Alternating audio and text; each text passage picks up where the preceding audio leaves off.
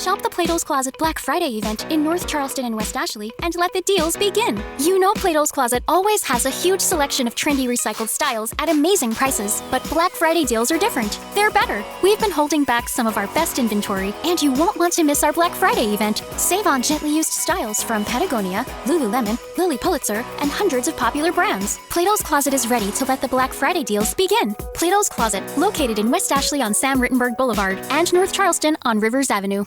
This is SpaceTime, Series 25, Episode 81, for broadcast on the 22nd of July, 2022. Coming up on SpaceTime, the ultimate fate of a star shredded by a black hole, Moscow adorning their Progress cargo ship with anti-Ukrainian propaganda, and the growing dangers of falling space junk. All that and more coming up on SpaceTime. Welcome to SpaceTime with Stuart Gary.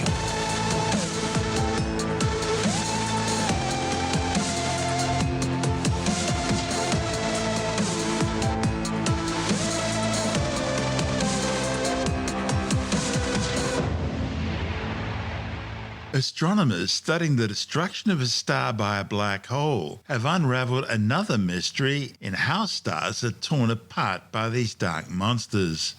In 2019, astronomers observed a star very similar to our Sun as it was totally disrupted, that is, shredded and destroyed after passing too close to a black hole around 1 million times more massive. Located just 215 million light-years away in a spiral galaxy in the constellation Eridanus, the event, catalogued as AT 2019 QIZ, was the nearest tidal disruption event ever observed up to that time. Luckily, it was also the first such event bright enough for astronomers to study optical light from the doomed star, specifically the light's polarization, in order to learn more about what happened after the star was torn apart. Their observations on October the 8th, 2019, suggest that a lot of the star's material was quite literally blown away at speeds of up to 10,000 kilometers per second. In the process, forming a spherical cloud of gas and debris, which blocked out most of the high-energy emissions being produced as the black hole ripped apart and consumed the remains of the star. Earlier, other observations of the optical light from the blast revealed that much of the star's matter was blown outwards by a powerful wind.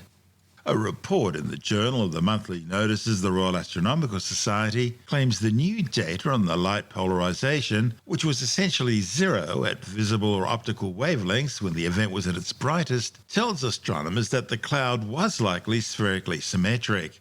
One of the study's authors, Alex Filipenko from the University of California, Berkeley, says this is the first time anyone had deduced the shape of the gas cloud around a tidally disrupted star. The results provide one possible explanation as to why astronomers don't see high-energy radiation such as X-rays from many of the dozens of tidal disruption events observed so far. The X-rays are produced when stellar material is ripped from the star and dragged into an accretion disk around the black hole, where it's crushed and torn apart at the subatomic level before eventually passing the event horizon, a point of no return, and falling inwards towards the black hole singularity. It would appear the X-rays are being obscured from view by the gas being blown outwards by the powerful winds of the black hole. The findings rule out a class of solutions that had been proposed theoretically and gives astronomers stronger constraint on what happens to gas around a black hole. The polarization study supports earlier observations of winds emanating from similar tidal disruption events. The authors say you wouldn't get a spherical geometry without having a sufficient amount of wind.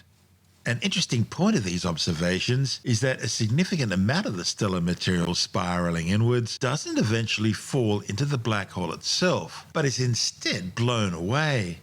Many theorists have hypothesized that the stellar debris forms an eccentric asymmetrical disk after disruption, but an eccentric disk was expected to show a relatively high degree of polarization, which would mean that perhaps several percent of the total amount of light is polarized. And this was not observed for this tidal disruption event. However, a second set of observations on November the 6th, some 29 days after the October observations, showed that the light was very slightly polarized, about 1%, suggesting that the cloud had thinned enough to reveal an asymmetric gas structure around the black hole. Both observations came from the same 3-meter Shane telescope at the Lick Observatory near San Jose, California. The Lick's fitted with a CAS spectrograph, an instrument that can determine the polarization of light over the full optical spectrum. When light becomes polarized, its electrical field vibrates primarily in one direction. Then it scatters off electrons in the gas cloud. The accretion disk itself is hot enough to emit most of its light in X-rays. But that light has to get through the cloud, and there are many scatterings and absorptions and re-emissions of light before it can escape the cloud into free space. And with each of these processes, the light loses some of its photon energy, eventually going all the way down into the ultraviolet and optical wavelength ranges. The final scatter then determines the polarization state of the photon. So, by measuring polarization, astronomers can determine the geometry of the surface of where the final scatter happens. The polarized light was emitted from the surface of a spherical cloud with a radius of about 100 astronomical units. That is 100 times the average distance between the Earth and the Sun, which is about 150 million kilometers. Meanwhile, an optical glow of hot gas was emitted from a region of about 30 astronomical units. That's about the distance between the Sun and Neptune. The study's authors suggest that this deathbed scenario may only apply to normal tidal disruption events, not oddballs, in which relativistic jets of material are expelled at the poles of the black hole, forming quasars. But only more measurements of polarization of light from these tidal disruption events can answer that question. The 2019 spectropolarimetric observations, that is a technique that measures polarization across many wavelengths of light, showed that the zero polarization of the entire spectrum in October indicates a spherically symmetrical cloud of gas. All the polarized photons balance one another. Meanwhile, the slight polarization of the November measurements indicate a small asymmetry. Because these tidal disruption events are occurring so far away in the centers of distant galaxies, they appear as only a slight point of light. And polarization is one of the few indications of the shape of the objects. Filipenko says these disruption events are so far away that you can't really resolve them. You can't study the geometry of the event or the structure of the explosions. But studying the polarized light actually helps deduce some information about the distribution of the matter in that explosion, or in this case, how the gas and possibly the accretion disk around the black hole is shaped. This is SpaceTime. Still to come, NASA's new mineral dust detector, and Moscow adorns their Progress cargo ship with anti-Ukrainian propaganda. All that and more still to come on SpaceTime.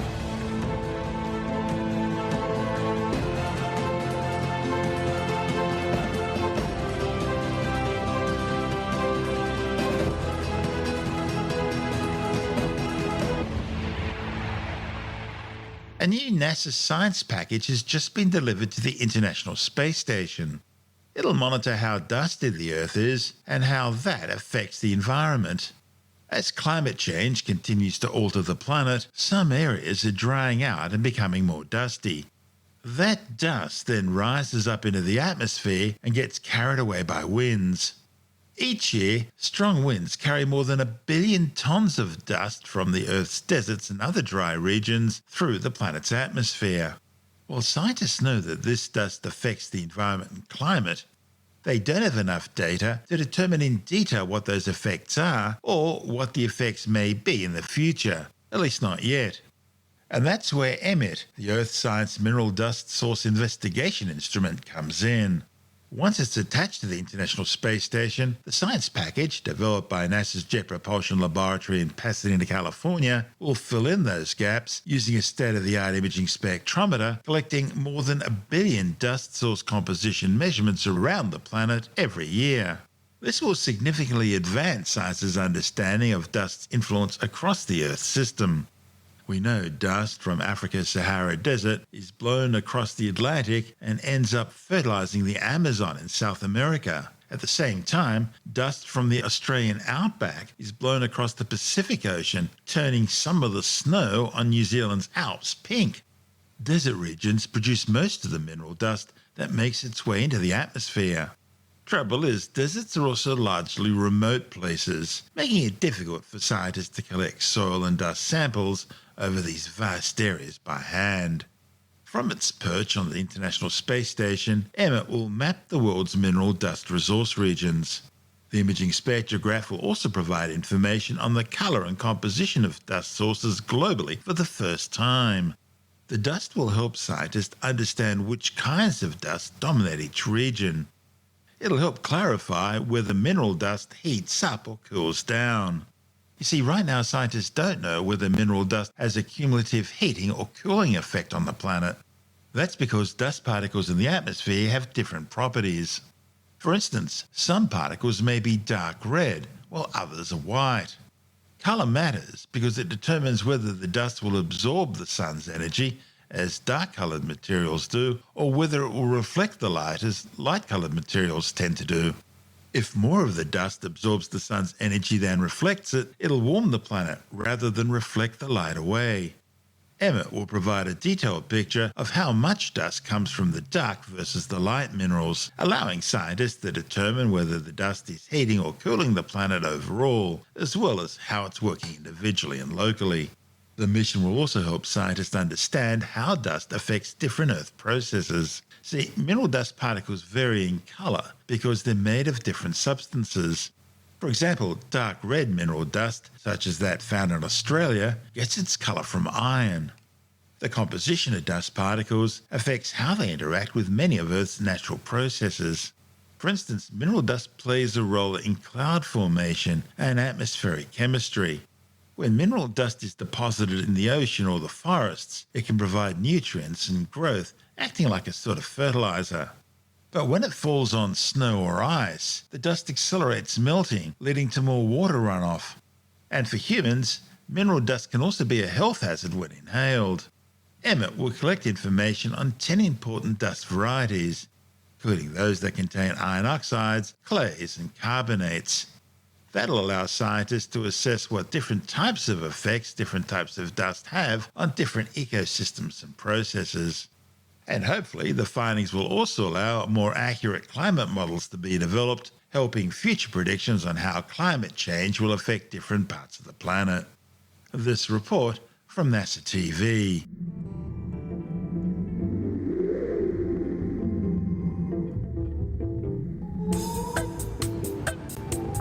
Mineral dust can travel thousands of miles where it interacts throughout the Earth system. In our case, we're going to study how that mineral dust heats or cools planet Earth. Currently, we aren't sure whether mineral dust heats the planet or cools the planet. We're looking at dust sources on the Earth's surface, so deserts, arid regions. Wind can basically emit that dust into the atmosphere. And so we are very interested in knowing what it is, and depending on what it is, it'll tell us whether or not it is warming or cooling our environment. And some minerals are dark, maybe more red. They would absorb solar energy, and they could be heating elements. Other cases, minerals are bright white, and they could reflect sunlight back into space and cool the atmosphere.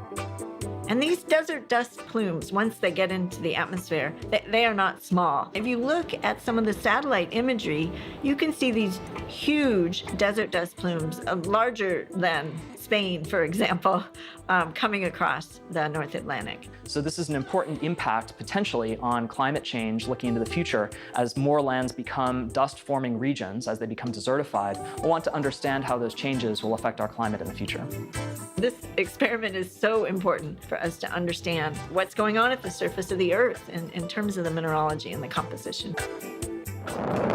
First, we're launched on a resupply service vehicle to the International Space Station. And once we're on the ISS, we would attach to the exterior of the space station. And I can't imagine a better platform than the International Space Station to measure Earth science. EMIT is an imaging spectrometer, so it has a telescope, which basically collects a lot of light, and we image all of that light onto the slit of what we call a spectrometer. It measures light in many different wavelengths of the electromagnetic spectrum. Our eyes see 3 wavelengths, red, green, and blue, but EMIT sees in hundreds of wavelengths out into the infrared. They give us signatures like fingerprints. As we're traveling on the ISS, looking down at Earth, focusing on the spectral characteristics of minerals that are on the Earth. And so the imaging spectrometer allows us to detect those spectral signatures that tell us what type of mineral they're actually looking at. This is setting a new benchmark for the quality of this class of instrumentation. This is just extraordinary. It's really a convergence of state-of-the-art technology and state-of-the-art science so that we better understand the climate system and how it's responding to humans. And in that report from NASA TV, we heard from NASA JPL Principal Investigator Robert Green, Instrument Engineer Christine Bradley, also with NASA JPL, Deputy Principal Investigator Natalie Mahoward from Cornell University, as well as Instrument Scientist David Thompson, Project Manager Charlene Ang, and Systems Engineer Ernesto Diaz, all from NASA JPL. This is SpaceTime. Still to come, Moscow adorns their Progress cargo ship with anti-Ukrainian propaganda, and later in the science report, a mysterious global tsunami which circled the Earth in August 2021. All that and more still to come on SpaceTime.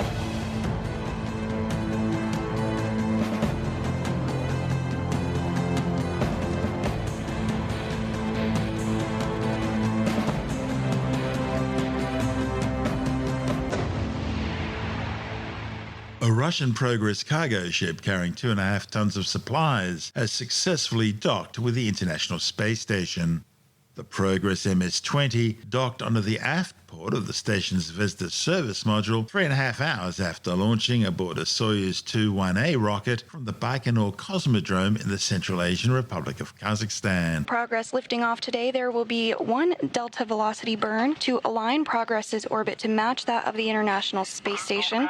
Because this is a quick 2-orbit rendezvous and a narrow phase angle for launch, not as many burns are required to align the orbit of Progress to the International Space Station. Propellant drain back is underway. Weather looking good, 85 degrees, clear skies. Coming up on the 2-minute mark, the first stage is being pressurized for flight, optimizing the flow of fuel to help add structural support to the rocket. At about the T-minus 30-second mark, the first of 2 servicing umbilicals will retract from the booster, followed about 15 seconds later by the retraction of the second umbilical that will initiate the auto sequence start for engine ignition. Progress now on internal power, and we have separation of the first of the 2 umbilicals, T-minus 20 seconds and counting. Auto sequence has been initiated. We have a command for engine sequence start. We have it engine ignition, turbo pumps building up to flight speed, and the second umbilical has retracted.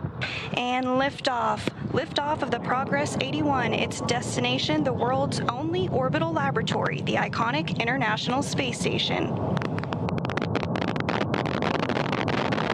Good roll, pitch, and yaw program reported from Baikonur. First stage performance reported to be nominal from the blockhouse in Baikonur.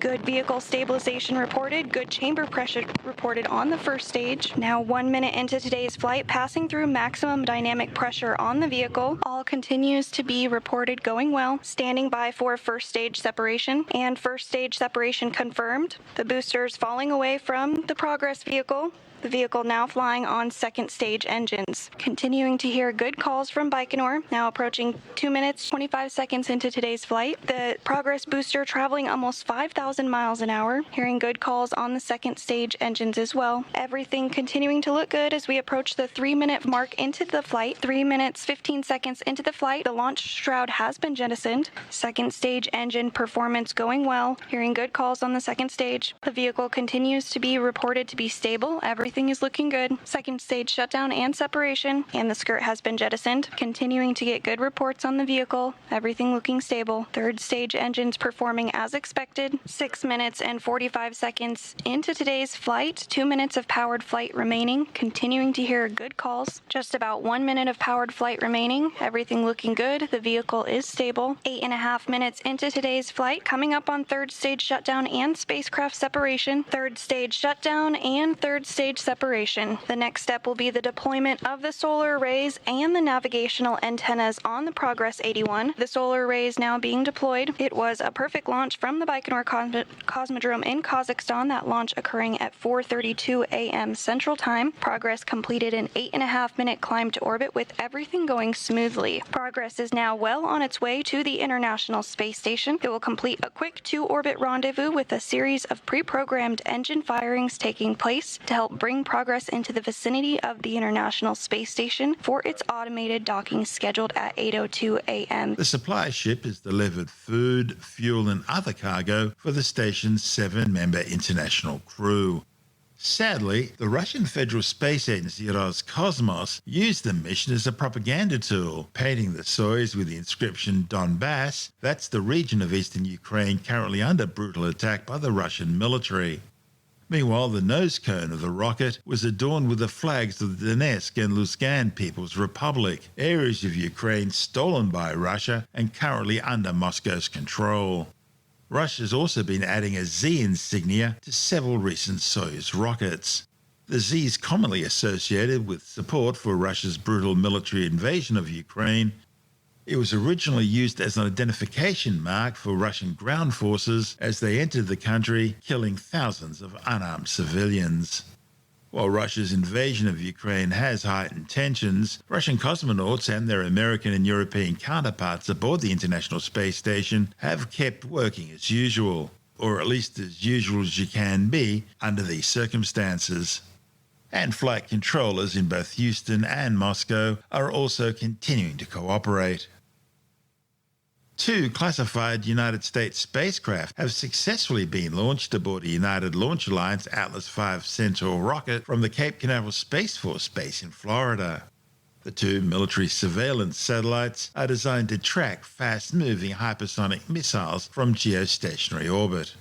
One spacecraft, called the Wide Field of View Satellite, is a U.S. Space Force Space System Command testing platform for a new generation of missile surveillance technology.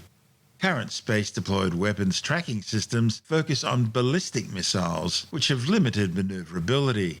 Basically, they go up in the air and then plummet back down to the ground, hitting their target.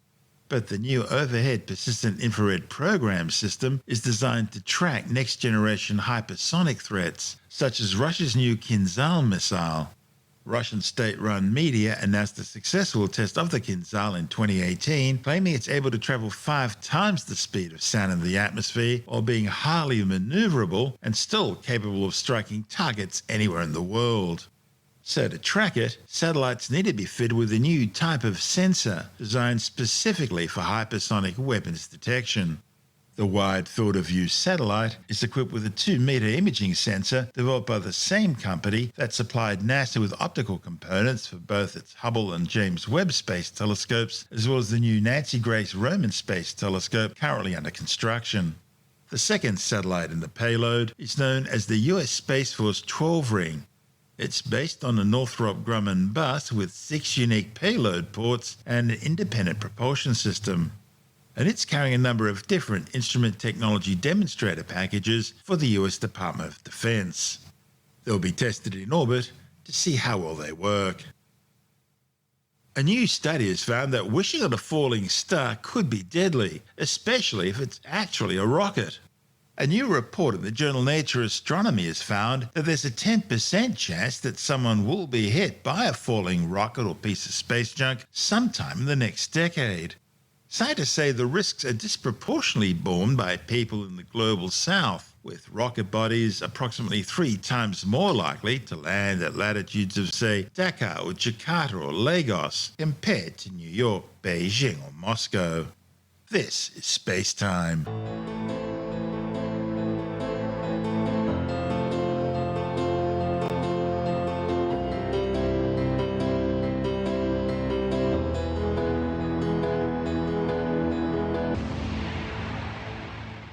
And time now to take another brief look at some of the other stories making news in science this week with the Science Report. A new study has concluded that drinking alcohol, even small amounts, offers no benefits to people under the age of 40. The findings, reported in the Lancet Medical Journal, found that Australians aged 15 to 39 had some of the highest rates of harmful alcohol consumption in the world. But there was some good news for drinkers over the age of 40. The analysis suggests that drinking a small amount of alcohol, around a half to 2 standard drinks a day, may provide some benefits for this age group, including reducing the risk of ischemic heart disease, stroke and diabetes.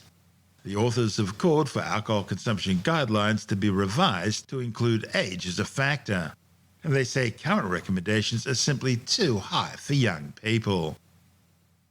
A new study has warned that climate change is weakening many of the world's forests.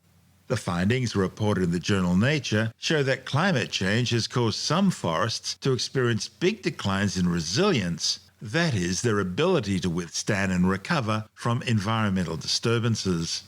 Scientists say forests' important role in the global carbon cycle, potential mitigation for future climate change, protecting soil from erosion, and supporting biodiversity all requires resilience. The authors assessed changes in resilience between the year 2000 and 2020 using a combination of satellite images and artificial intelligence, finding that the resilience of tropical and temperate forests has declined over this period. The changes were linked to reduced water availability and increased climate variability. However, boreal forests, that is, typically those found in cooler regions of the Northern Hemisphere, bucked the trend, displaying an increased level of resilience, possibly because warming temperatures and increased CO2 levels are benefiting them.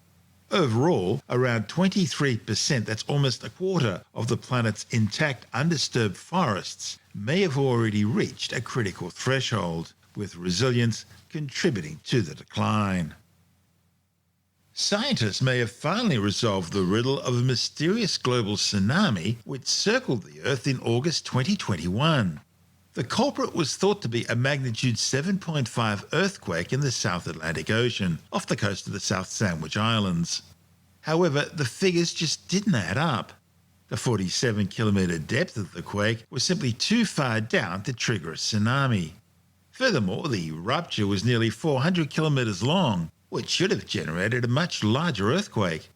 Now, a new study reported in the journal Geophysical Research Letters has identified another bigger magnitude 8.2 earthquake as the true source of the mysterious tsunami. Scientists identified the shadow, almost invisible magnitude 8.2 quake, finding it accounted for 70% of the energy released during the event. The study found the quake wasn't a single event, but 5, a series of subquakes spread over several minutes. And the third subquake was a shallower, slower magnitude 8.2 quake that hit just 15 kilometres below the surface. The hidden quake signal wasn't clear until scientists filtered out waves using a much longer period of up to 500 seconds. Only then did the 200-second-long quake become clear.